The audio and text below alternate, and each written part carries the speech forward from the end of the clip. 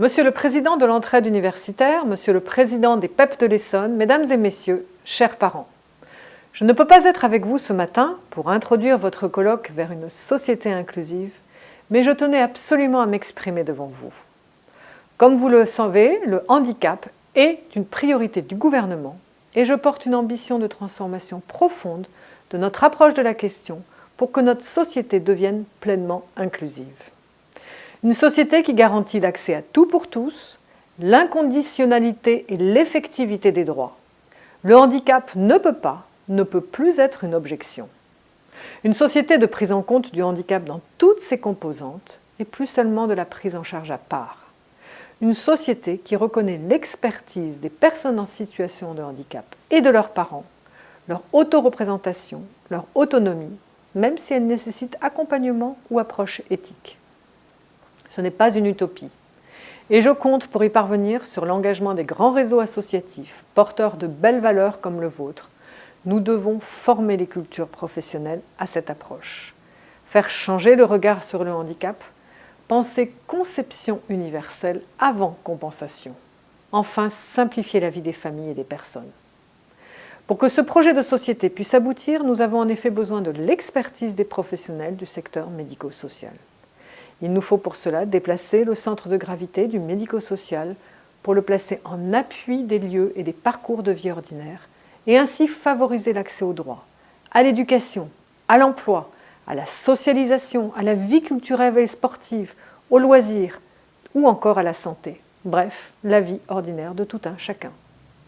Le parcours accompagné qui prend en compte les besoins spécifiques dans chacun de ces domaines doit demeurer un accompagnement de qualité.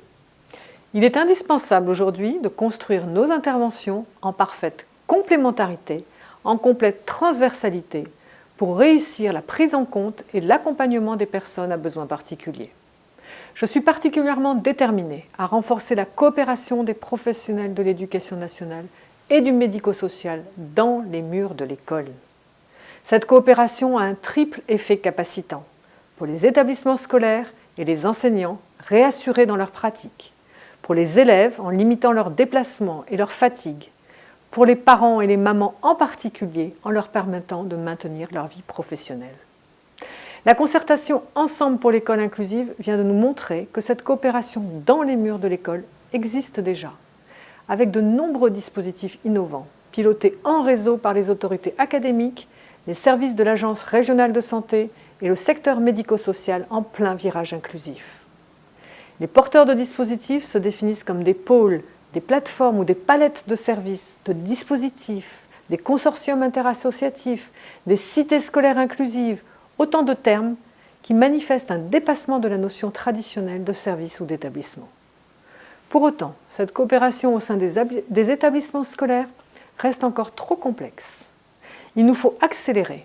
Nous allons donc travailler à un plan d'action concret dans les toutes prochaines semaines pour faciliter cette coopération à tout niveau et permettre aux professionnels des deux secteurs de faire culture commune. Les 3 sujets qui vous sont proposés aujourd'hui sont au cœur de ces enjeux. La qualité des intervenants, dont Charles Gardou, José Pouic, que je connais bien, feront de cette journée du 20 février 2019 une journée mémorable pour chacun d'entre vous. Je vous souhaite d'excellents travaux.